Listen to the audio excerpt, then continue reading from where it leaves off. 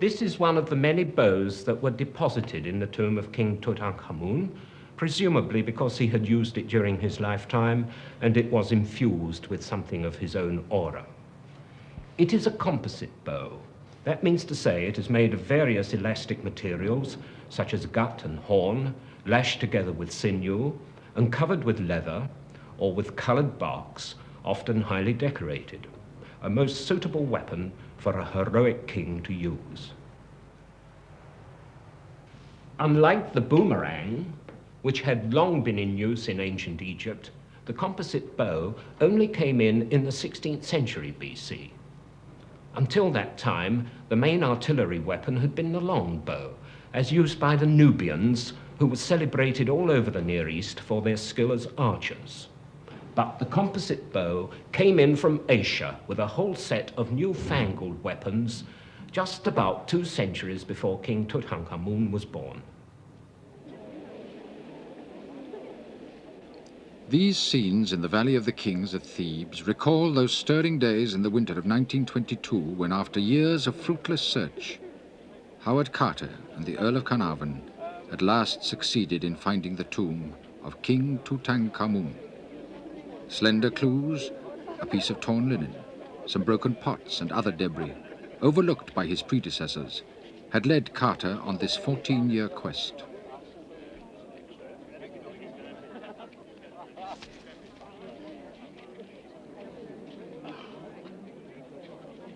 On that memorable day in November, his persistent search was at last rewarded. He thrust a torch into a hole he had made in the sealed doorway.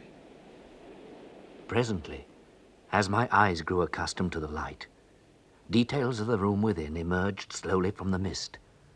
Strange animals, statues, and gold. Everywhere the glint of gold.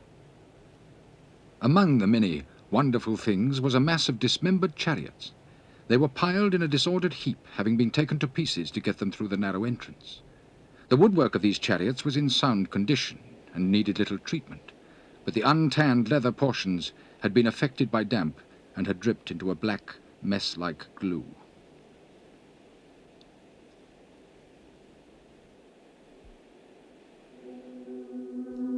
In their reassembled state in the Cairo Museum, resplendent with their gold and glittering inlays, these chariots give an impressive idea of the royal conveyances of the 18th dynasty. 2 of them, more ornate than the other 4, were the state chariots in which the pharaoh appeared like the sun god on great ceremonial occasions.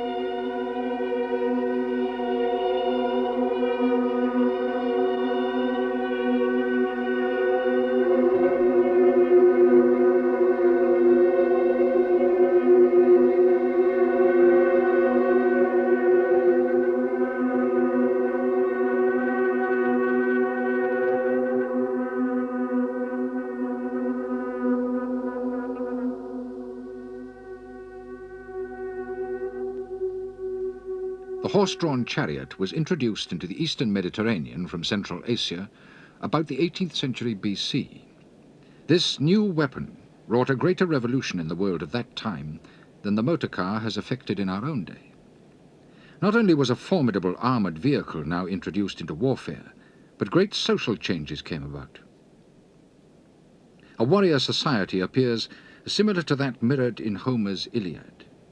Fighting men like Achilles and Hector skilled in the use of the javelin and the composite bow, spread all over the Near East. They formed a professional military class. Like the heroes on the windy plain of Troy, they boasted of their skill as athletes and charioteers.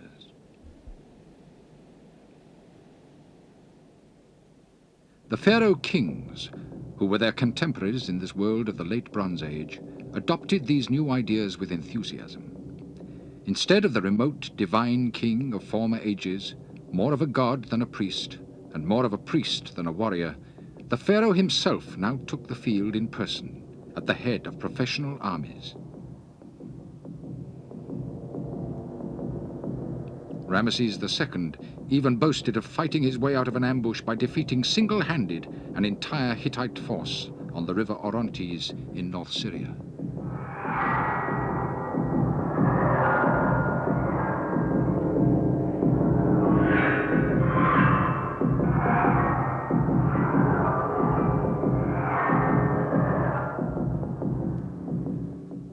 To their traditional garb, the pharaohs now added a new crown, the blue crown, or war helmet. A scimitar replaced the old mace, and even became a scepter like the pastoral crook and flail. Like the heroes of the Iliad, they boasted of the harness that they'd stripped off their vanquished foes. Tutmosis III, the great warrior king of Egypt, in the 15th century BC, claimed to have taken captive all these foreign towns and countries. He was proud of the beautiful suits of bronze armor which he had captured during some of his battles.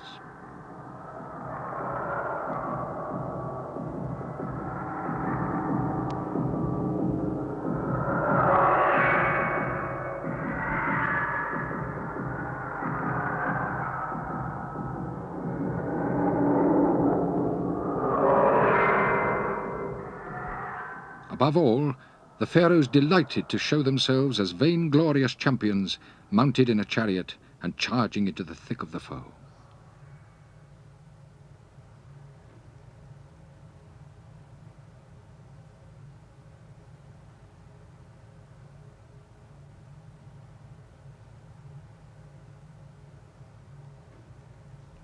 Their prowess as athletes, archers, or sportsmen is vaunted as truly superhuman.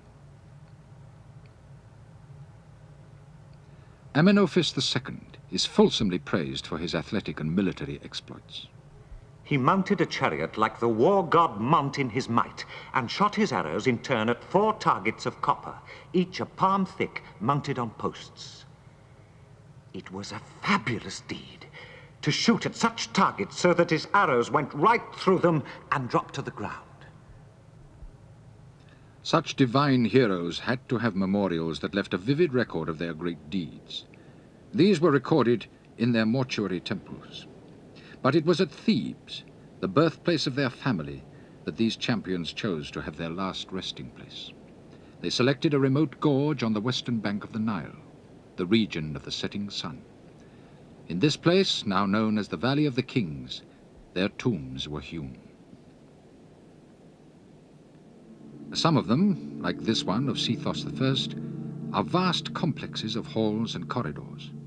The walls and ceilings are decorated with extracts from the sacred books.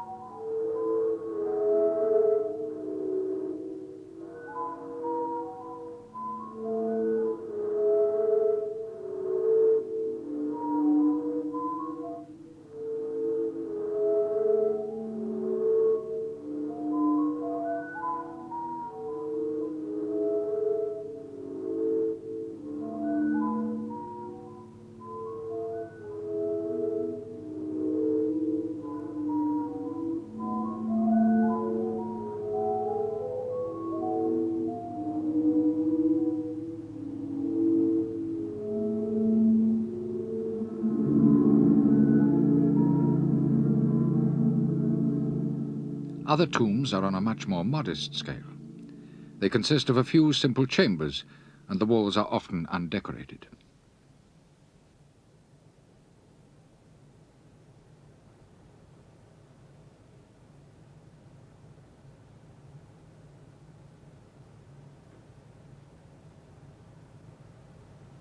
In the tomb of Tutankhamun, the paintings are confined to the walls of the burial hall and are hastily executed.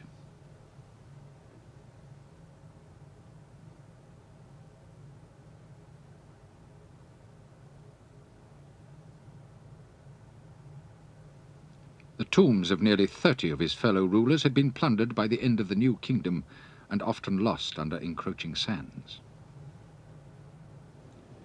But some tombs, like that of Ramesses VI, show from the scribbles left on their walls that they lay open from classical times onwards.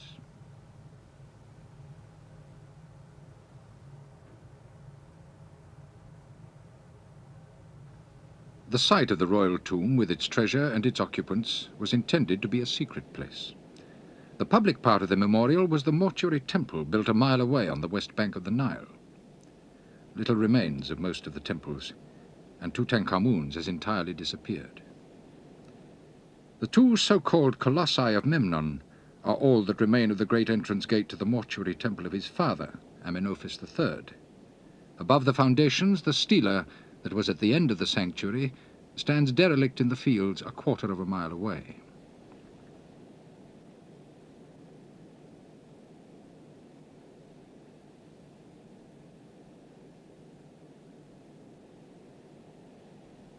The mortuary temple of Queen Hatshepsut at Deir el-Bahri is a great architectural triumph.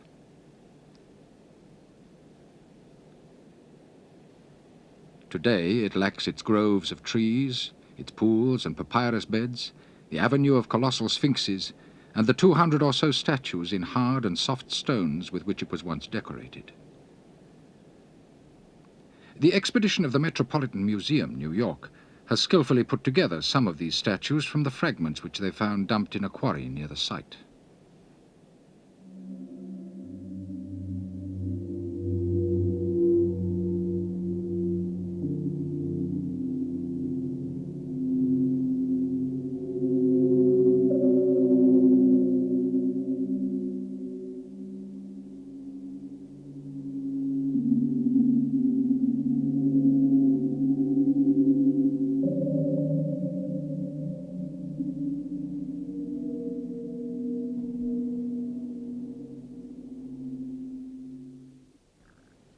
The mortuary temple of Ramesses II, the Ozymandias of the Greeks, is another of these memorials to a great hero.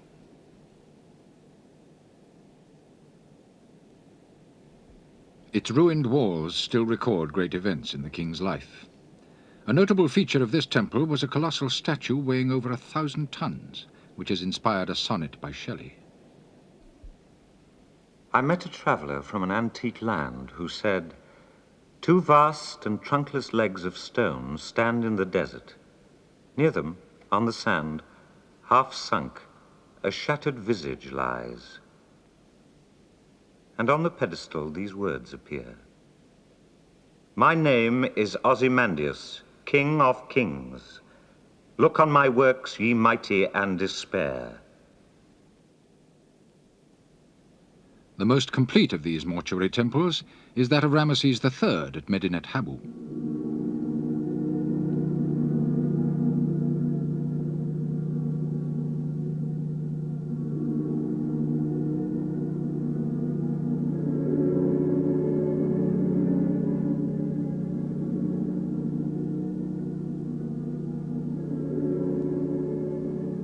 Among his great deeds were two battles in which he beat back invasions of Libyans accompanied by their families in the 12th century BC. These peoples, driven by famine in their own territories, attempted to settle in Egypt. According to the official account, they were completely repulsed. Later, however, they appear as roving mercenary bands that terrorized the people of Egypt, even as far south as Thebes.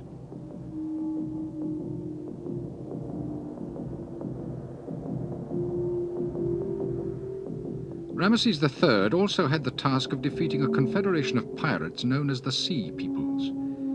During his reign, they had destroyed the other cultures of the Levant. Here, the sea people are shown in their peculiar ships in a great naval battle off the Nile Delta. This is the first representation of such warfare in history.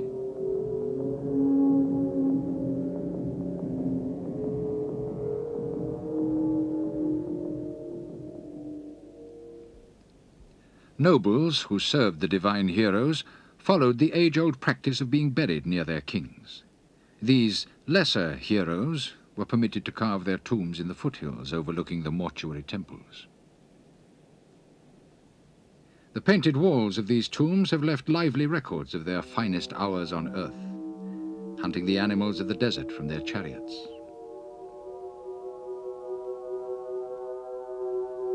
Presenting gifts to their lord the pharaoh seated upon his throne.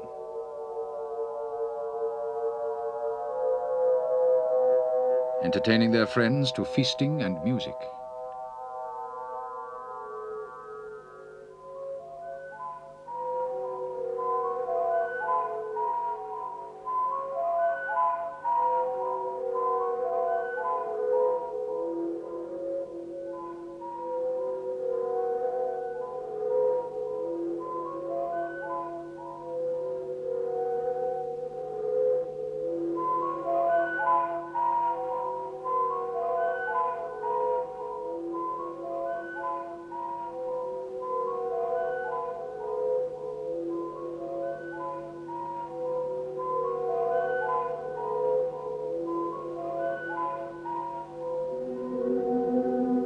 Here the nobles usher in foreign delegates, who like the Magi bring gifts to the king at his advent and beg his blessing.